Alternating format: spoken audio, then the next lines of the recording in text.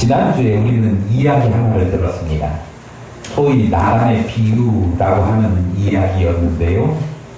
한 마을에 두 사람이 있었는데 하나는 요즘 말로 겁나 부자고 하나는 엄청 가난했습니다.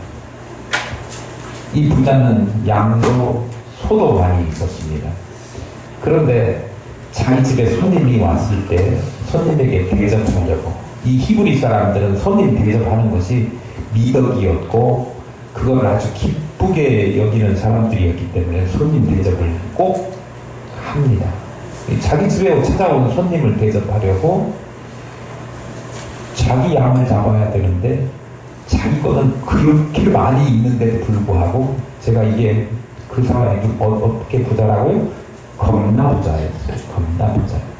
그런데 자기 거는 많이 있음에도 불구하고 아까워서 아끼려고 자기 양, 소는 안 잡고 찢어지게 가난한 사람, 어린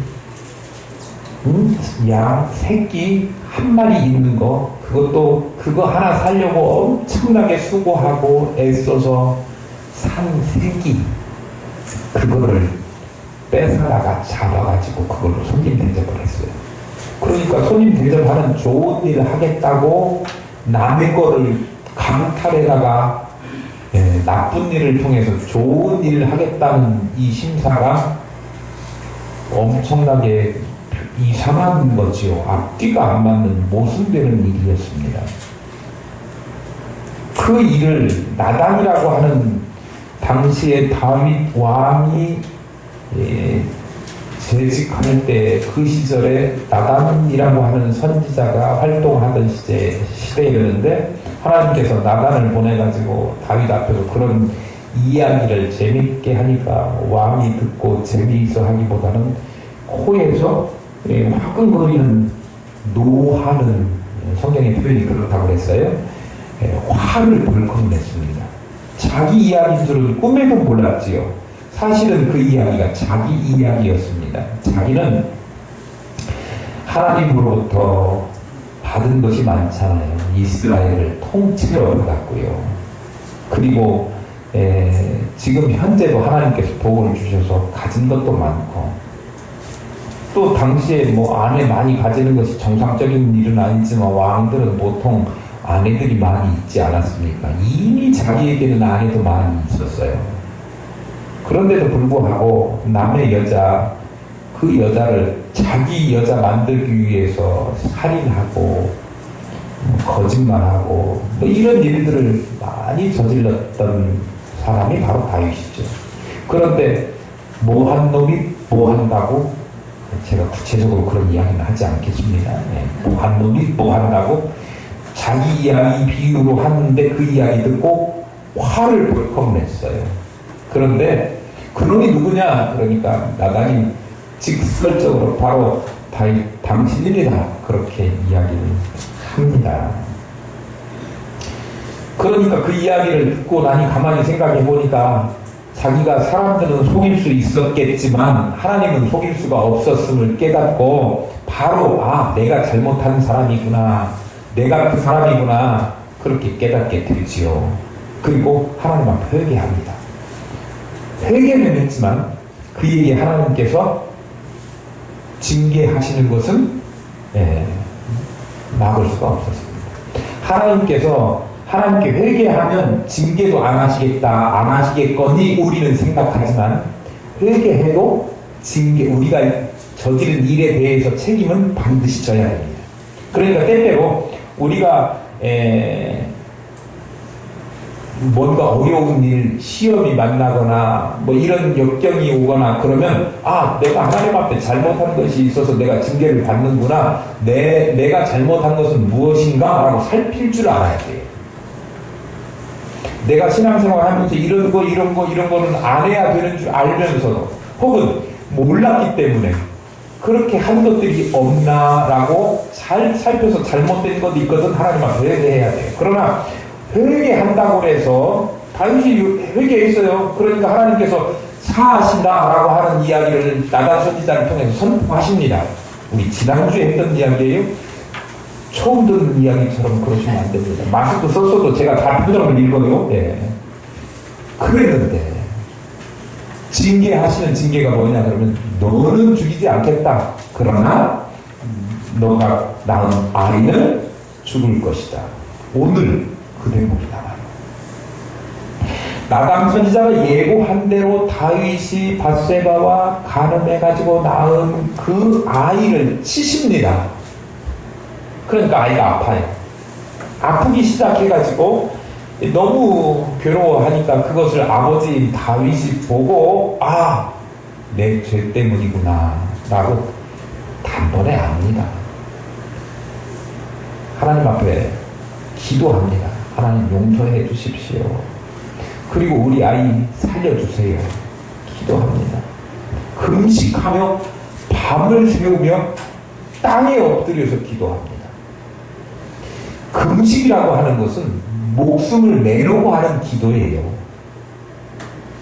그리고 엎드려서 하는 기도라고 하는 것은 겸손함을 이야기합니다. 땅에 엎드려서 밤을 새우면서 금식하면서 기도하는 것, 그의 아이가 죽게 생겼으니 그렇게 기도를 한 것이지요. 그 늙은이들이라고 나오는데 우리 성경이 그렇게 번역을 했지만 사실 그의 집의 늙은이들이 아니라 그의 집 뭐예요? 다윗의 정부를 이야기하는 거예요. 다윗 정부의 원로 대신들을 이야기하는 겁니다. 원로들이 다윗에게 와가지고 초청을 합니다. 제발 몸상하십니다. 일어나십시오. 이러다가 큰일 나겠어요. 애기가 아픈 것도 아픈 것이지만 다윗 왕 임금님이 지금 어떻게 될지도 모르니 제발 좀 일어나십시오. 그렇게 이야기를 해도 일어나지를 않고 일주일씩이나 땅에 엎드려 금식하며 기도했습니다. 다윗이 기도를 했던 것은 당시에 다윗 주변에 훌륭한 의사가 없었기 때문에 기도한 것 아닙니다. 훌륭한 의사가 있었겠지요. 유능한 의사가 있었을 것입니다. 그러나 일국의 왕으로 훌륭한 의료 혜택을 받을 수 있음에도 불구하고 기도했던 것은 자신이 한 일이 있고 이것은 자신에게 징계하시는 하나님의 벌이라고 하는 것을 알았고 그것을 하나님이 거두어 주시고 아이를 낳게 해달라라고 회개하면서 기도했었을 것입니다. 인간적인 수단에 의해서 어떤 병을 낫으려고 하지 않고 아이의 병을 고치려고 하지 않고 오직 하나님만이 거두실 수 있습니다 라고 하는 사실을 알았던 거지요. 어려운 일을 만나면 기도해야 됩니다. 우리도 어려운 일을 만나면 기도해야 되지요. 그런데 어려운 일 만나도 기도 안 하는 배짱 좋은 성도들이 많이 있는 것 같아요. 어려움을 만나게 될 때 하나님께 매달려 기도해야 됩니다. 어려움을 극복할 수 있는 최선의 방법이 우리 믿음의 사람들에게는 기도입니다. 왜냐하면 모든 문제 해결의 열쇠는 누가 가지고 있느냐 그러면 하나님이 가지고 있습니다. 제가 이 건물 주인도 아닌데 제가 이 건물의 모든 열쇠를 거의 다 가지고 있습니다. 집주인 딸이 3층에 있는데 집주인 딸도 열쇠를 잘 보관을 못해가지고 잊어버립니다. 그러면 누구한테 오냐면 저한테 옵니다. 제가 열쇠를 꼭 쥐고 있다가 내주고 싶으면 내주고 안 내주고 싶을 때는 숨어버립니다. 제가 잘 내주지요. 내줍니다. 오면. 모든 열쇠는 누가 갖고 있어요? 제가 갖고 있고. 제가 갖고 있다니까요. 분위기를 잘 보고 대답을 하셔야 돼. 모든 열쇠는 제가 가지고 있어요. 그러니까 누구에게 와야 돼? 나에게 와야지. 옥상 열쇠를 우리 집사님이나 장로님에게 가서 열쇠 주세요 한들 안 준다 이거예요. 줄 수도 없어요. 저한테 와야 돼. 모든 열쇠는 내가 갖고 있으니까. 우리 인생에 있어서 어려운 일이 됐건 무슨 일이 있건 간에 그 어려운 일을 해결하고 문제를 해결할 수 있는 열쇠는 누가 가지고 계시느냐 그러면 그게는 제가 아니에요. 네. 하나님께서 가지고 계십니다. 모든 열쇠를 하나님이 가지고 계시기 때문에 하나님께로 달려가야 그 문제를 해결하고 열 수 있는 거예요. 막힌 담을 해체할 수 있는 거지요. 하나님이 원하시면 죽은 자도 살아나고, 하나님이 원하시면 대적들에게 둘러싸여서 구원의 길이 나타나고, 하나님께서 원하시면 사자굴에서도 살아날 수 있게 하실 것입니다. 모든 길은 하나님에게 있는 것입니다. 하나님께서 나서시기만 하면. 그러니까 우리는 어려운 일, 사자굴에 있다고 할지라도 그럴 때일수록 어떻게 하나님께 기도해야 합니다. 물론 우리가 기도한다고 해서 모든 일이 다 기도한 대로 이루어지는 것은 아닙니다. 우리가 원하는 대로 되는 것이 아니다는 거죠. 우리가 기도해도 하나님의 뜻대로 되어지는 거예요. 하나님의 뜻이 다른 데 있으면 우리가 기도하는 것이 그대로 이루어지지 않습니다. 아무리 기도해도 상황이 달라지지 않아요. 본문도 오늘 다윗이 아무리 아들이 자기의 자녀가 낫도록 해달라고 밤에 엎드려서 7일씩이나 금식하며 기도했지만 결국은 죽어요. 아이를 살릴 수 없었던 것입니다. 그런데 그러면 우리가 기도해봤자 소용없는 일 아니냐? 그런데요, 하나님의 뜻이 어디에 있는지 우리는 모르기 때문에 기도할 수밖에 없고, 하나님의 뜻이 있어서 우리가 그 상황을 바꿀 수 없는 그런 상황이라면 기도 말고 다른 어떤 것을 한다고 해도 그것을 바꿀 수는 없습니다.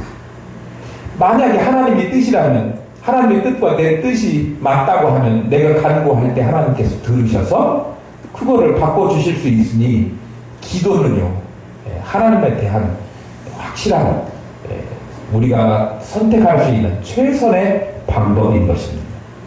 기도로 상황을 바꿀 수 없다고 하면 인간적인 다른 어떤 방법으로도 상황을 바꿀 수가 없기 때문입니다. 그런데 중요한 거 있어요. 꼭 기억하셔야 됩니다. 이단들은 이 대목에서 기도만 하라고 합니다. 잘못된 신앙을 가지고 있는 사람들은 기도만 하라고 해요. 그런데요, 하나님께서 인간적인 방법을 전혀 사용하지 말라 그렇게 하시지는 않아요. 하나님께서는 이 땅에 모든 은총을 내리시는 보편적인 방법들을 허락하십니다. 그것도 우리가 누리게 하셔요. 하나님 믿는 사람이건 믿지 않는 사람이건 이 땅의 비를 공통적으로 맞고 누리고 그런 것들을 혜택을 받는 것처럼, 예수를 믿건 예수를 믿지 않건 의료의 혜택도 모두 다 같이 누리는 거예요. 예수 믿는 사람은 병원 안 가고 예수 안 믿는 사람만 병원 다니고, 예수 믿는 사람은 병원 안 가고 기도로만 나서야 된다. 그렇지 않아요. 예수 믿는 사람들도 인간적인 방편으로 최선을 다하고 그 위에 기도가 더해져야 된다고 하는 사실을 우리는 꼭 기억해야 합니다. 보통 잘못된 사람들이 뉴스에도 보면 신앙 좋다 그래가지고 병을 이 기도로만 해서 낫겠다, 죽었는데 살리겠다 막 그렇게 기도하는 사람들이 간혹 있습니다. 저는 정신 나갔다고 이야기합니다. 인간적인 노력을 포기하고 기도만 하는 것, 이것도 잘못된 생각입니다. 왜냐하면 하나님께서 이 땅에 세우신 질서 가운데 사람들의 도움을 서로 받고 할 수 있도록 하는 질서도 만드셨습니다. 그러니까 의사를 통해서 고칠 수 있도록 하는 하나님의 방편도 만드셔서, 이거는 의사에게 치료받고 나을 수 있도록 하시는 그런 병, 이거는 그렇게 해서 소용없고 하나님 앞에 나와야만 고칠 수 있는 병, 이게 구별되어 있는 거예요. 우리가 그걸 구별하지 못할 뿐이지. 그러니까 우리는요, 인간적인 방법, 의사에게도 가야 되고 약도 먹어야 되고 수술도 받아야 되고, 한편 그거에만 의존하면 하나님을 전혀 의식하지 않는 믿음이 없는 사람이니까 인간적인 방법도 최선을 다해서 취하면서 하나님께 기도하는 것을 잊지 말아야 된다고 하는 거예요. 내가 가서 치료받는 것조차도 하나님께서 할 수 있도록 허락하신 기회임을 알고 감사하면서 치료도 열심히 받고 인간적인 노력도 열심히 하고, 내가 은행에서 빌렸는데 그거 하나님이 갚아주세요 기도만 하면 그거 은행의 빚이 갚아집니까? 자기가 갚아야 될 때는 갚아야죠. 물론 그것을 갚도록 우리에게 건강도 주시고 또 지혜도 주시고 힘도 주시는 하나님이시래요. 그러니까 우리가 할 도리는 하고 하나님 앞에 기도해야 될 내용은 또 기도해야 되는 거예요. 잘 기억하셔야 됩니다. 어려운 일을 만났을 때 인간적인 노력도 포기하지 마십시오. 하십시오. 그런데 그보다 더 중요한 것은 그 일 위에 하나님께서 함께 하실 때 하나님의 뜻에 맞다면 그 간구와 기도를 들으시고 하나님께서 허락하시는 것 또한 잊어버리면 안 된다고 하는 사실입니다. 어려운 일이 있으면 기도하십시오. 기도하시기를 바랍니다. 그러면 하나님께서 어떤 식으로든지 응답하시는데 무응답도 응답이고 아니면 때로는 거절하시고 내가 원하는 방식으로 해결되지 않아도 그것도 하나님께서 우리에게 주시는 은혜라고 하는 사실을 여러분들은 아시게 될 겁니다. 다윗이 일주일씩에 대한 식음을 전폐하고 금식하면서 기도했어요. 그런데 아픈지 태어난 지 7일이 아니고 아픈 지 7일 만에 죽게 되었어요. 신하들이 아이가 죽었다는 사실을 감히 다윗에게 가서 말하는 것이 너무 두려운 거예요.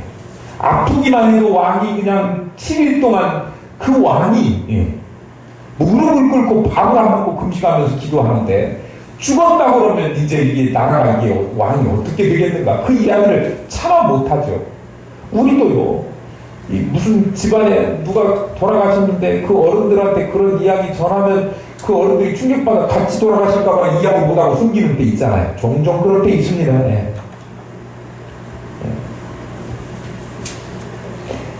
신하들이 그 아이가 죽었다는 얘기를 못하는 거예요. 그리고 자기네들끼리 이거 어떻게 하면 좋아 하고 막 이렇게 모여서 이야기를 하니까 왕이 저 쳐다보니까 신하들이 수군거리거든요. 그러니까 그 수군거리는 것을 보고 올 것이 왔구나. 내 아이가 죽었구나. 그 다음에 왕의 행동이 바뀝니다. 아파서 알아 누웠을 때는 그렇게 땅에 엎드려서 금식하면서 기도하더니 아이가 죽었다고 하는 것을 확인한 다음에 완전히 바뀌어요. 이제 목욕하고요. 그리고 기름도 바르고요. 지금 같으면 막 이렇게 화장도 하고요. 옷도 제대로 잘 갖춰 입고 음식을 먹습니다. 상식적이지는 않은 것 같아요. 아이가 아플 때는 그래도 살아있으니까 부모들이 조금 안도해요. 병원에 가보시면 알아요. 애기가 죽어요. 그러면요, 엄마도 난리 납니다. 여러분 한 번쯤 보셨을 거예요. 보셨을 거예요. 저도 그런 경험이 많습니다. 자녀들이 부모보다 먼저 죽어가지고 부모가 슬퍼하는 거 보면 그래도 병원에 있어도 아파서 누워있을 때는 그나마 안도하고 낫겠지라고 하는 희망을 가지는데요. 애가 숨을 먹고 산소호흡기를 떼버리면 인공호흡기를 떼버리면 그때 부모는 옆에 가서 무슨 말로 목사가 가서 아무리 그 사람이 성도라고 해도 뭐 집사님 장로님이라고 해도 가서 위로를 해도 그 위로가 통하지를 않습니다. 난감해요. 어른들 오래오래 장수하시다가 건강하시다가 돌아가시면 그래도 하나님께서 부르심을 받고 이 땅에서 달려갈 길 다 마치셨습니다. 이렇게 설교할 수 있어요. 그런데요, 정말 금쪽 같은 아들, 금쪽 같은 딸 죽었는데 그것도 새파란 애들 죽었는데 그 장례식 하러 가보세요. 그런 경험 몇 번 있는데 너무 힘들어. 그런 장례식은 좀 제가 안 하고 다른 목사님이 좀 대신해 줬으면 좋겠어요. 너무 마음이 힘들어. 그런데 그 당사자 되는 부모는요, 이게 감당할 수 없는 슬픔이 밀려와요. 그렇다면 아팠을 때는 그렇게 땅에 엎드려서 기도했다고 하면 죽으면 어떻게 해야 되죠? 더 슬퍼해야 되죠. 가슴을 치고 난리가 났었을 겁니다. 그런 걸 상상하니까 신하들이 이야기를 참아 못하고 자기네들이 수근수근하고 있었던 거 아닙니까? 그런데 막상 자기 아들이 죽었다고 하는 사실을 알고 나니까 이제는 상황이 달라져가지고 의복을 바르게 갈아입고 기름을 바르고 씻고 그리고 음식을 먹는 아무 일 없었다는 듯이 그렇게 자기 자리로 제자리로 돌아왔어요.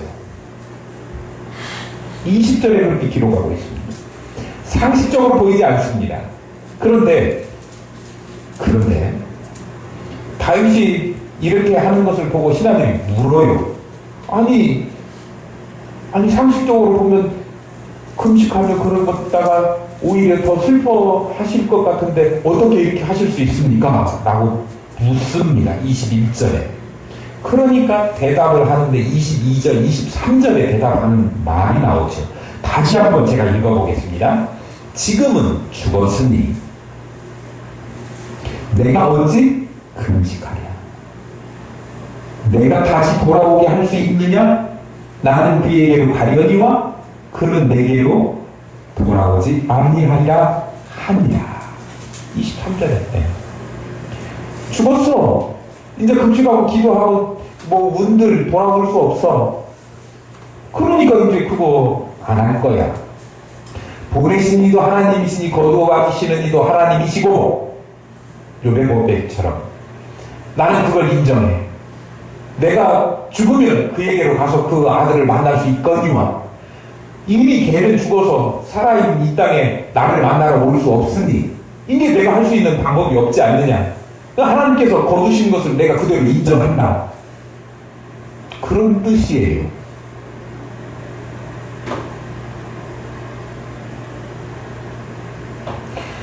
이 인간의 한계가 분명한 것을 이야기하죠. 죽은 후에 어떻게 할 수 없는 것.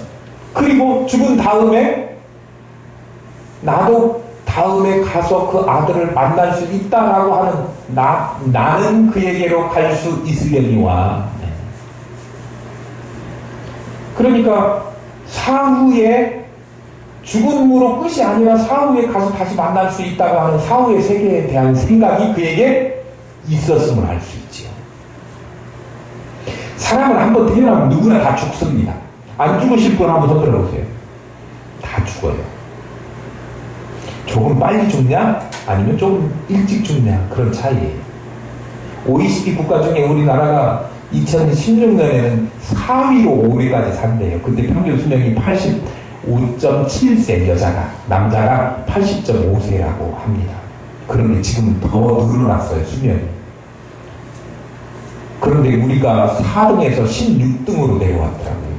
수명은 더 늘어났는데. 그러니까 다른 나라가 더 많이 산다고 하는 이야기죠. 더 오래 산다고 하는 이야기. 그래도 전 세계에 있는 국가들이 수도 없이 많은데 그 중에서 16등 하면 잘한 거예요. 오래 사는 거예요. 요즘 제가 장례식에 가끔 한 번씩 가보면요. 90세 이상 다 95세 뭐. 지난번에 어떤 목사님 아버지는 102세에 돌아가셨어요. 100살도 넘어. 100세 시대라고 하지 않습니까? 요즘 그렇게 오래를 사셔요. 그런데 아무리 수명이 길어서 오래 산다고 하더라도 안 죽는 사람은 아무도 없습니다. 다 죽어요. 여러분들이 모두 다 사람은 죽는다라고 제가 이야기를 하면 아멘을 하든 동의를 하지 않든 간에 아멘을 안 해도 죽습니다. 여러분. 죽어요. 그러니까 죽음이라고 하는 그 사실 앞에 내가 죽는구나, 그것이 두려워서, 죽음 자체가 무서워서 라기보다는 막연하게 이 죽음이라고 하는 것이 끝이구나라고 하는 두려움 때문에 사람들이 죽음을 두려워해요. 그런데 오늘 다윗은요, 그의 고백 속에 내가 그렇게 행동한 거에는 인간의 한계가 분명하고 우리가 어떻게 할 수 없는 것이고 하나님이 그렇게 하신다고 하면 받아들일 수밖에 없는 것이고 아무리 슬픈 일이지만 또 하나는 인간의 끝이 죽음으로 끝나는 것이 아니다라고 하는 사실을 분명하게 이야기하고 있는 거예요. 이후의 세계가 분명히 있습니다. 사람은 영혼과 육체로 되어 있습니다.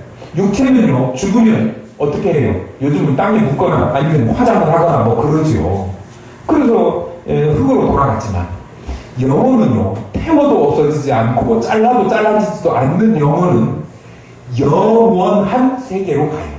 그런데 영원한 세계가 두 군데 있습니다. 하나는요, 영원 벌을 받는 장소 지옥이 있고요. 하나는 영영상을 누리면서 영광을 누리면서 하나님과 함께 살 수 있는, 영원히 행복하게 살 수 있는 천국이 있는 거예요. 그런데요, 그 장소에 누구든지 둘 중에 하나는 가야 되는데 그 선택이 죽어서 선택할 수 있는 건 아니고요. 죽기 전에 반드시 선택해야 된다고 하는 거지요. 이 땅에서의 삶이 나중에 영원한 세계를 반드시 결정합니다. 그러니까 지금 사는 것이 얼마나 중요한지 몰라요. 대충 살다가 네가 가봤어? 영원히 있는지 없는지 어떻게 알아? 그렇게 하고 막 사는 사람들은 나중에 가면 영원히 후회하는 삶을 살게 될 것입니다. 제가 분명히 이야기해요. 많은 크리스찬들 중에도 영원히 어디 있어? 나에게 위로를 주면 그뿐이지 라고 신앙생활 하는 사람도 통계를 보면 많이 있어요. 요즘은요, 신앙도 과학적이에요. 그냥 하는 게 아니고 통계 조사 다 해보면 그래요. 그런데 신앙을 가졌다고 하면서 현세에서 어려운 때 위로받고 마음의 의지가 필요해서 믿는다고 하는 사람도 꽤 상당수 있어요. 그런데요, 물론 신앙생활 하면서 하나님께서 주시는 위로도 받고 평안도 얻는 것은 사실이지만, 그런데 그보다 더 중요한 문제는요, 하나님께서 지금 나 당장에 위로해 주시지 않으셔도 나중에 지금 내가 고통스럽고 지금 내가 어려운 환경에 있고 바울처럼 목에 갇히고 억울하게 복음 전하다가 나쁜 짓 하다가 갇힌 것도 아니고 억울하게 옥살이 하다가 고생하고 있지만 그럼에도 불구하고 나중에 하나님 나라에 가게 될 것 생각하니 지금의 고생은 고생도 아니다라고 여길 수 있고, 뭐라고요? 항상 기뻐하라. 주 안에서 기뻐하라. 내가 다시 말하노니 기뻐하라. 옥에 갇힌 사람이 뭐가 그렇게 즐거운 일이 있겠어요? 그런데 사후에 하나님 나라에서 영원한 존재로 살 수 있다고 하는 확신을 가졌으니까 내가 지금 억울하게 조금 고생하고 갇혀 있어도 이것 아무것도 아니고 저것 생각하면 해피하고 웃음이 저절로 나와. 그렇게 생각을 가질 수 있었으니까 주 안에서 기뻐하라. 내가 다시 말하는데 기뻐하라. 그렇게 이야기할 수 있는 거예요. 오늘 다윗이 우리 아들 죽었어. 다시 살릴 수 없어. 내가 죽기 전에는 내 죄악으로 말미암아 얘가 고통당하고 죽게 되는 것이 너무 하나님께서 다시 바꾸실 수만 있으면 살려달라고 얘기하고 싶어서 그렇게 무릎 꿇고 기도했지만 그게 하나님의 뜻이 아니라고 하면 나는 받아들일 거야. 그리고 내가 회개하고 그리고 이제 하나님께서 영원한 세계로 데려갔는데 나도 나중에 가서 만나지. 그런 뜻인 거예요. 우리도 그런 신앙이 있기를 바랍니다.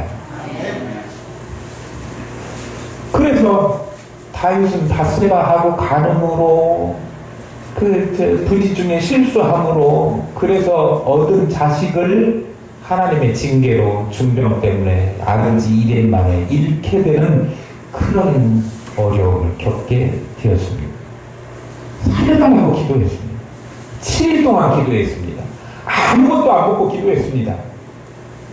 우리 기도할 때 좀 그 정도로 좀 힘을 실어서 기도해야 돼요. 그냥 살살 와서 하나님 나 왔다 갑니다. 그렇게 기도하지 마시고요.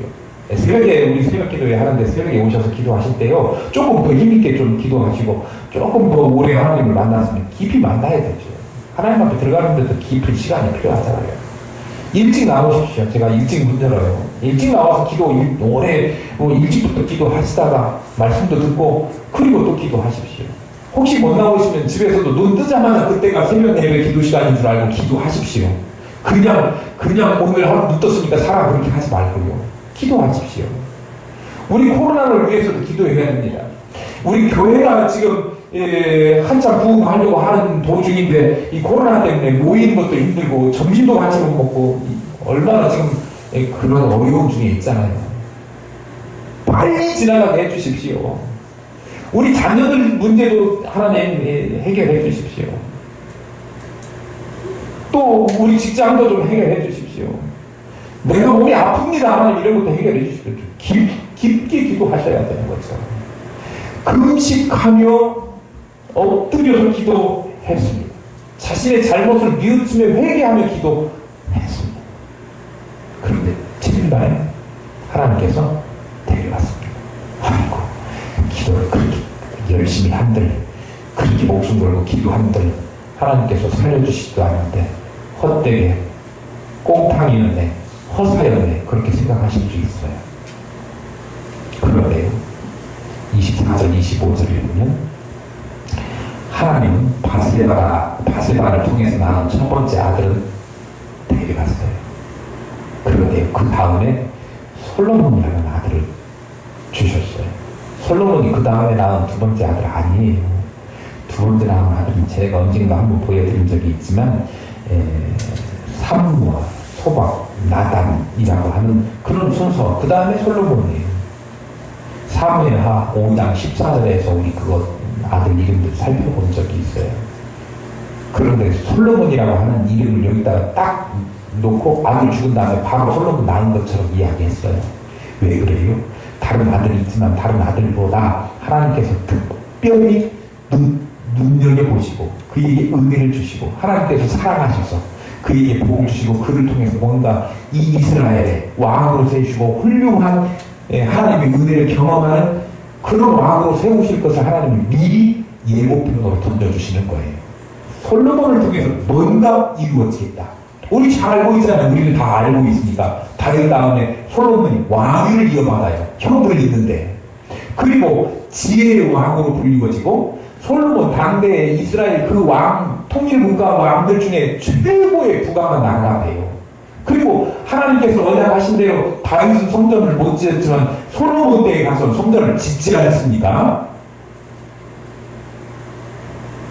그러네. 만약에 하나님께서 살려주세요 해갖고 살려줬다라고 한다면 그 범죄의 흔적이 남아있는 그 아이를 바라볼 때마다 다윗은요 가슴이 저리고 송구하고 죄책감 때문에 시달렸을 것입니다. 그런데 하나님께서 그는 거듭하셨어요. 다윗의 기도를 안 들어줬어요. 그리고 주신 아들이 솔로몬이라고 해요. 솔로몬은요 자기 엄마 아빠가 지어 부른 이름이에요. 그러니까 누가 지었는지 몰라요. 엄마가 불렀는지 아빠가 불렀는지 몰라요. 그런데 하여튼 솔로몬이라고 하는 이름이 평화라는 뜻이에요. 아빠가 지었을 것 같아요. 왜냐하면 범죄함으로 하나님과의 나와의 평화가 깨졌는데 그 평화를 회복할 수 있도록 하나님께서 아들을 주셨다. 그래서 지은 아들이니까 솔로몬이에요. 그런데 자기가 지은 아들을 알고 하나님께서 주신 아들을 부른 이름이 있어요. 그게 뭐냐 그러면 여디디아라고 하는 이름이. 그 이름의 뜻은 뭐예요? 하나님의 사랑. 똑바로 얘기해봐요. 하나님의 사랑을 입은 자라는 뜻이에요. 네. 그런 이름을 지어 불러주셨어요. 그러니 사실 첫 번째 기도를 안 들어주시고 그리고 더 그 기도가 아무런 영향도 없이 아무런 가치도 없이 수고의 노력의 대가도 없이 그냥 허공으로 날아간 기도가 되는 줄 알았더니 하나님은 내 기도를 응답하시는데 더 좋은 것으로 더 형언할 수 없이 사랑을 입혀주신 자녀를 그에게 보내주셨다고 하는 사실이 간구가 헛된 것이 아니고요. 간구하면 기도하면 그 이상으로 채워주시는 하나님이 틀림없는 하나님이십니다. 기도하십시오. 여러분들이 기도한 것보다 더 좋은 것으로 채워주실 줄로 믿습니다. 마태복음에 보면 누가 자녀에게 생선을 달라고 하면 뱀을 줄 사람이 있느냐, 떡을 달라고 하는데 돌을 줄 부모가 어디 있느냐. 하물며 너희는 또 그럴 줄 알거든. 하늘에 계신 하나님께서 너희를 누구보다도 사랑하셔서 사랑하는 아들 독생자 예수 그리스도 아끼지 않고 이 땅에 보내주실 그 하나님께서 너희들이 구하면 더 좋은 것 주시지 않겠느냐. 왜 구하지 않느냐. 간구하라. 그 이상으로 채워주신다 말씀하고 있는 거예요.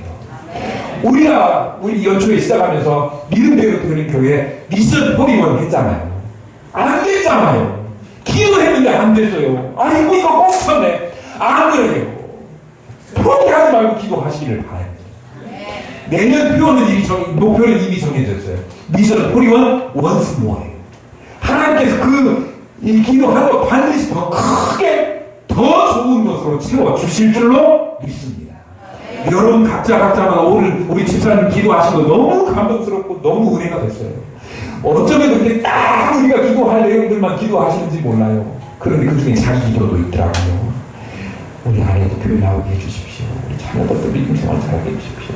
그게 지금 안 된 것 같지만 아버지가 87세에 예수 믿기 시작해갖고 우리 교회 나오셨어요. 지금 코로나 때문에 못 나오셨지만 하나님은 기도 응답을 가장 좋은 때 가장 좋은 방식으로 응답해 주십니다. 이번에 여러분 김장 할 때 그 김장 속에 들어가는 무지는 우리 새로 나온 손준기 집사님 아버지 손은섭 성도가 농사지어서 내는 김치예요. 그 배추예요. 맛있게 드십시오. 기도하면 제가 그 김장 이야기 하려고 하는 거 아니고요. 기도하면 간구하면 하나님은 반드시